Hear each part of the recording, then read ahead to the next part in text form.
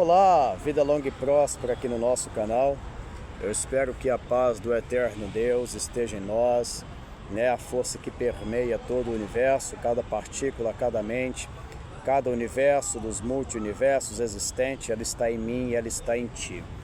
Estamos aqui nesta tarde fazendo este breve vídeo, um vídeo no qual eu obtive através de uma inspiração que o Espírito Santo fez com que eu obtesse hoje através de uma mensagem no qual ele transmitiu para mim, e eu gostaria consequentemente de estar aqui humildemente compartilhando aqui para vocês. Esta mensagem ela surgiu através de eu ali mexendo nas minhas coisas, né? Eu vi tantos certificados, tantos diplomas, né? Eu pude ver ali tantos títulos. E na época em que o meu ministério estava ativo, mas graças a Deus gradativamente está retornando. Mas eu quero dizer que vivi muitas das vezes dentro da igreja como Nicodemos, né? Um homem religioso, cumpridor dos seus deveres, mas ainda não tinha tido ali um encontro com o Espírito Santo. Está cheio de Nicodemo nos dias de hoje. No outro vídeo do nosso canal, eu expus aí esta ideia, vocês podem estar acompanhando lá. Mas a ideia de hoje é basicamente uma ideia bem interessante que o Espírito Santo aqui trouxe para eu transmitir para vocês. E essa ideia, ela terá como base, a título de introdução, 3 personagens.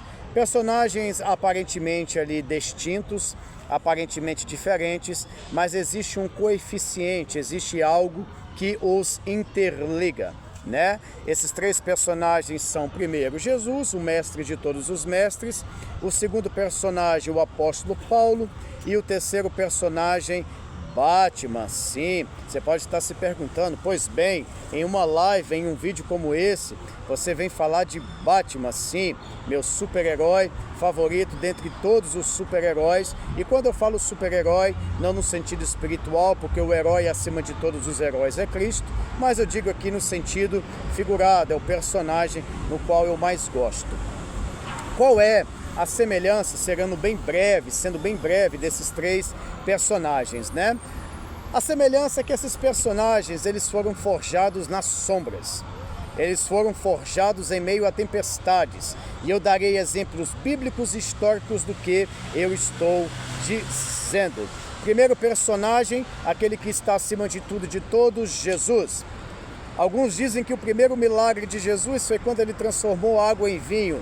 Não, o primeiro milagre de Jesus já aconteceu na barriga do ventre, ali no ventre da sua mãe, quando o rei Herodes da época pediu para procurar todas as mulheres grávidas e matarem todos os meninos, porque ele temia a vinda do Messias. Usado por Satã, usado pelos agentes das sombras, ele dá ordem aos soldados para que fossem procurá-lo.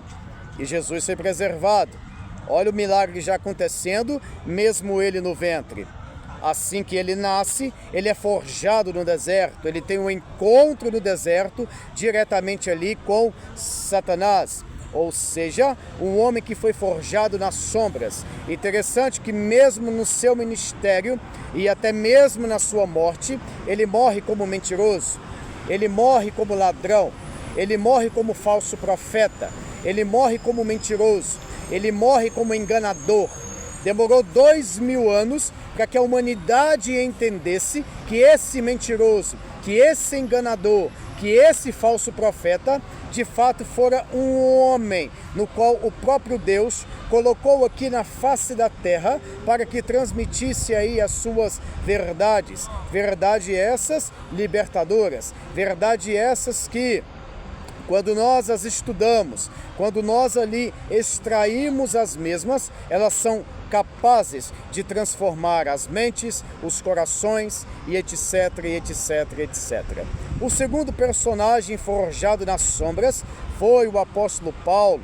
Sim, aquele assassino dos cristãos, aquele que perseguia os cristãos, aquele que assassinava os cristãos. Algo mais interessante em tudo isso, que lá em Atos, no capítulo 9, este homem, quando ele recebe a carta ali do Sinédrio, o Sinédrio era como se fosse a Suprema Corte de Israel, ou como se fosse o Supremo Tribunal Federal dentro da nossa cultura.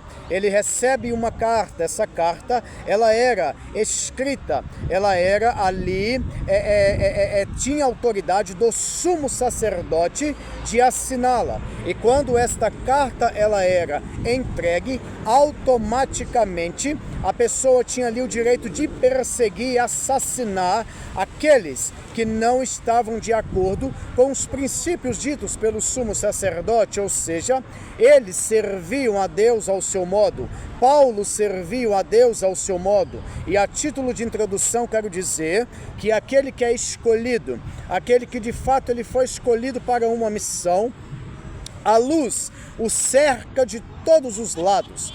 Tanto que no verso 3, quando Paulo estava de posse com aquela carta, ele ia cometer a maior de todas as atrocidades que ele já tinha cometido. Além de ter participado da morte de Estevão, além de ter destruído várias famílias, ele ia ali praticar talvez o maior de todos os genocídios. De repentemente, a caminho da estrada de Damasco, uma luz e uma voz, um sucumbe, e entra em contato com Paulo, e ele tem essa experiência.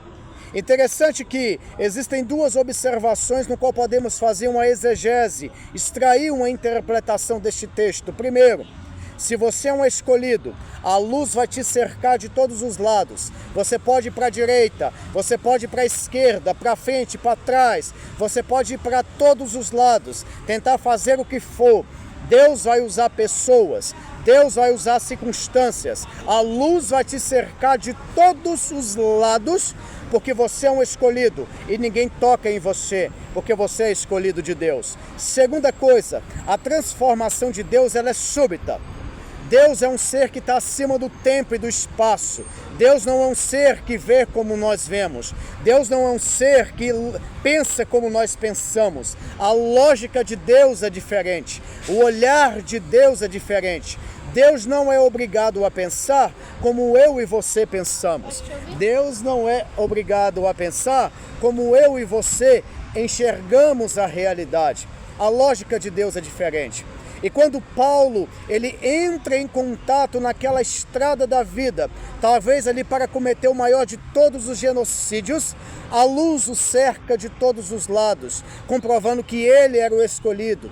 Ora, Paulo era um assassino, genocida, matou vários cristãos, servia a Deus ao seu modo, achava que estava servindo a Deus ao seu modo, mas o próprio Cristo disse: "Ei, Paulo, por que me persegues?" Interessante que Paulo não estava perseguindo Cristo diretamente.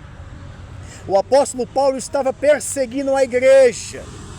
E se você persegue um servo de Deus, se você persegue a igreja, aleluia, você está perseguindo o próprio Cristo.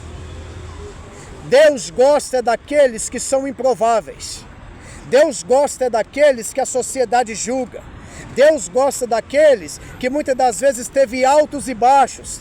Tentou mudar muitas das vezes e não conseguiu, porque de fato não teve uma experiência e um encontro. E de repentemente Deus para e pensa: não, é esse aí que eu quero escolher, é esse aí que eu quero usar. A sociedade zomba dele, a sociedade critica ele, a sociedade desacredita dele. É esse aí que eu quero, esse é muito para mim valioso.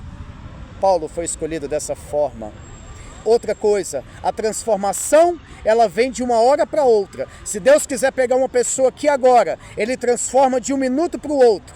Mas a maturidade, ela vem com a convivência cristã. A experiência, ela vem com a comunhão com a igreja. Seja qual for a sua religião, seja qual for o ministério. Se Deus está te transformando gradativamente, a gente sabe quando isso acontece. Busque estar em comunhão com pessoas na mesma egrégora. Busque estar em comunhão com pessoas na mesma espiritualidade. A transformação veio, mas a experiência ela vai vir com a comunhão. Terceira coisa que eu quero enfatizar, e o terceiro personagem que é semelhante a Paulo e a Jesus, o Batman. Ora, você pode estar pensando, o Batman? Sim, é o Batman. Batman foi um personagem que foi forjado na Liga das Sombras. Ele foi forjado no inferno. Era aquele que se vestia de todo de preto, muitas das vezes mal compreendido em suas ações. A sociedade não entendia muitas das vezes o que Batman queria fazer, mas mesmo na sombra ele trazia a luz. Existe um escritor chamado Joseph Campbell, que ele diz algo interessante. Cada cultura, cada religião diz a mesma coisa. O que muda é a linguagem. Todos os personagens que passaram por esta terra, todos os iluminados que passaram por esta terra, têm algo a nos ensinar. Todos eles foram forjados nas sombras. E para corroborar e finalizar e comprovar o que eu estou dizendo, o apóstolo Paulo, quando ele escreve à comunidade em Roma, que tinha mais ou menos 20 mil judeus, traduzidamente conhecido como Carta aos Romanos, ele deixa bem claro que fomos forjados e descendentes do pecado.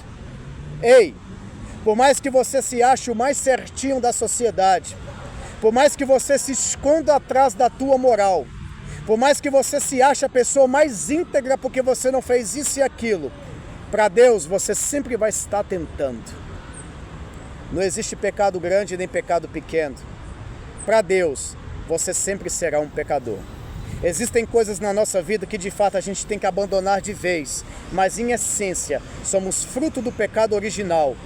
Por mais que acertamos para o eterno, para os mistérios de todos os mistérios, para Adonai, para a inteligência superior, para o universo, para o cósmico, para a natureza, seja o nome que você der, eu e você sempre estaremos tentando. Muita paz, muita luz, vida longa e próspera. Que assim seja e assim será, em nome de Jesus. Amém e graças a Deus.